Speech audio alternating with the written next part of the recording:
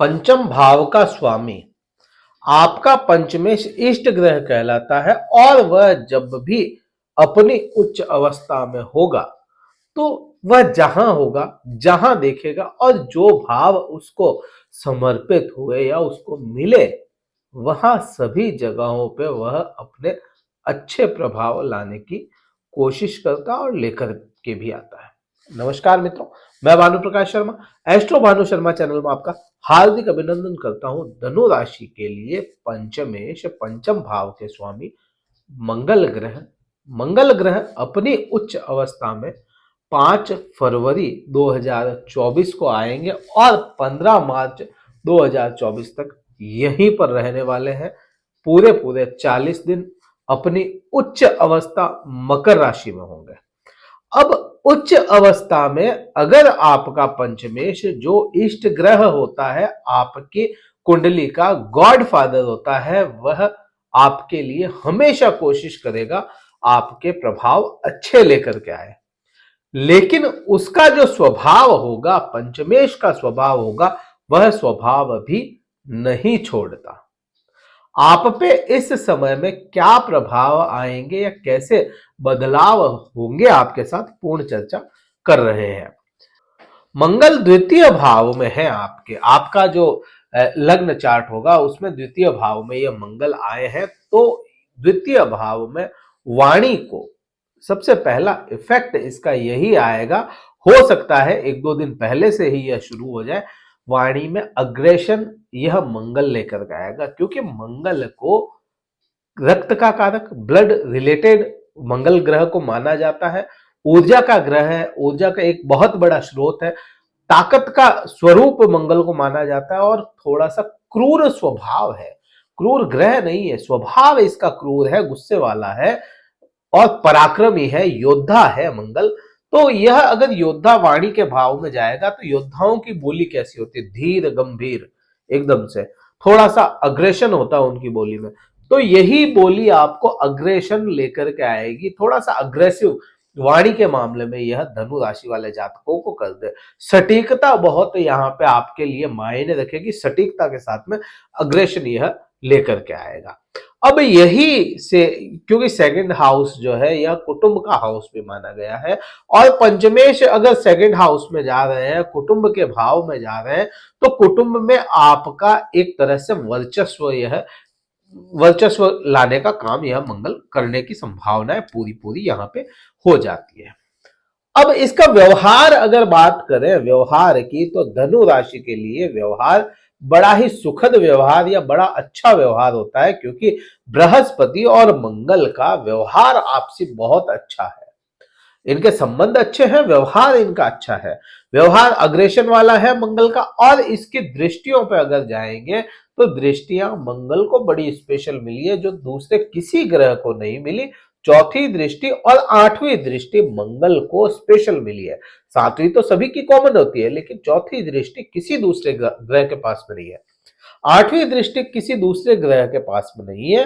तो इनके प्रभाव भी वैसे ही आएंगे।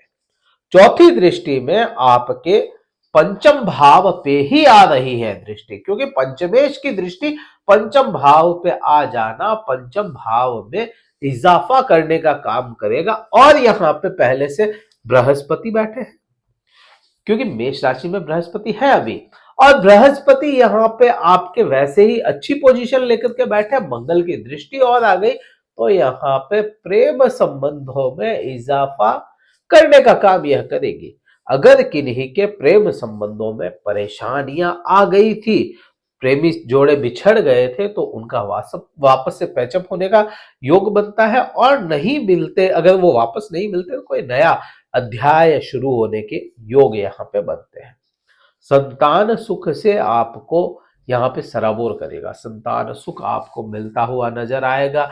यहीं से अगर कोई शिक्षा ले रहे हैं, उच्च शिक्षा की बात नहीं है, कोई भी तरह की शिक्षा अगर ले रहे हैं, तो वह भी आपको यहाँ पे दिलाता हुआ ही मंगल नजर आएगा। और आपका पूरा पूरा दिमाग जो है वह उन्हीं चीजों में, अगर कोई चीज सोच ली तो इन 40 दिनों में वह आपके योग पूरे बन जाते हैं कि वो होगी। क्योंकि वो दिमाग लगेगा वहां पे, वाणी भी वहीं पे लगेगी, मन वहीं पे लगेगा, क्योंकि मन का भी भाव तो यहीं से आता है ना। मन की इच्छाएं पूर्ति करवाने का भाव, इच्छाएं पूर्ति करवाने का योग यहां से मंगल बना रहा है। कोशिश करेंगे और काम होता चला जाएगा। बात सातवीं दृष्टि की करते हैं। सातवीं दृष्टि आपके अष्टम भाव पे आई। अष्टम भाव को अगर समझे तो अष्टम भाव आपका पेन होता है, दर्द होता है, दुख होता है, और उस पर अगर पंचम की दृष्टि आ गई है तो इन 40 दिनों में किसी भी प्रकार का दुख, दर्द, पीड़ाएं आपको थी तो वह यह कंट्रोल करेगा मंगल उन पे। आप इसको ऐसा कह सकते हो कि जो आपके पेन थे उनके बारे में बहुत ज्यादा आप सोचे नहीं, और अगर सोच लिया तो उनको खत्म करने के ही आप पीछे पड़ जाए।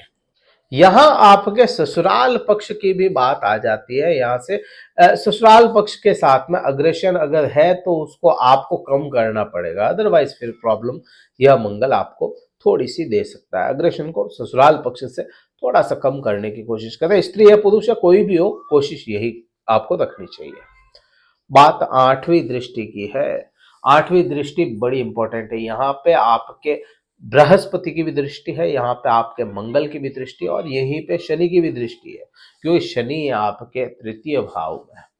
शनि आने वाले समय में अस्त हो रहे हैं, 11 फरवरी को यह अस्त हो रहे हैं, लेकिन उससे पहले के जो 4-5 दिन है उसमें शनि, मंगल और बृहस्पति, इन तीनों का मिला जुला भाग्य पे असर रहेगा। लेकिन जैसे ही शनि अस्त होता है तो मंगल अपना काम करेगा, बृहस्पति अपना काम करेगा, और आपके भाग्य से चीजें आपको मिलती चली जाए। भाग्य का साथ आपको मिलता हुआ यहाँ पे मंगल की वजह से भी नजर आएगा। भाग्य में एकदम से बूस्ट आना शुरू हो जाए। पिता के साथ में संबंध आप अच्छे रखिए और रखेंगे, क्योंकि मंगल काम ही वैसा करवाएगा। तो यहाँ पे ये इस प्रकार से प्रभाव आप पे आने हैं। वीडियो कहीं अच्छा लगा हो लाइक कीजिएगा, शेयर कीजिएगा, सब्सक्राइब कीजिएगा। कुंडली विश्लेषण अगर करवाना चाहते हैं, डिस्क्रिप्शन में कार्यालय के नंबर है, व्हाट्सएप मैसेज के द्वारा अपना स्लॉट बुक करवा के आप बात कर सकते हैं। उपाय क्या करें? हनुमान चालीसा का पाठ आप कर सकते हैं। पान का बीड़ा आप अपने घर पे बना करके गुलकंद, इलायची, लौंग डाल करके हनुमान मंदिर में समर्पित या चढ़ा आए। आपके लिए यह उपाय बहुत ही ज्यादा अच्छा रहेगा। इस वीडियो में इतना ही। जय हिंद, वंदे मातरम, भारत माता की जय।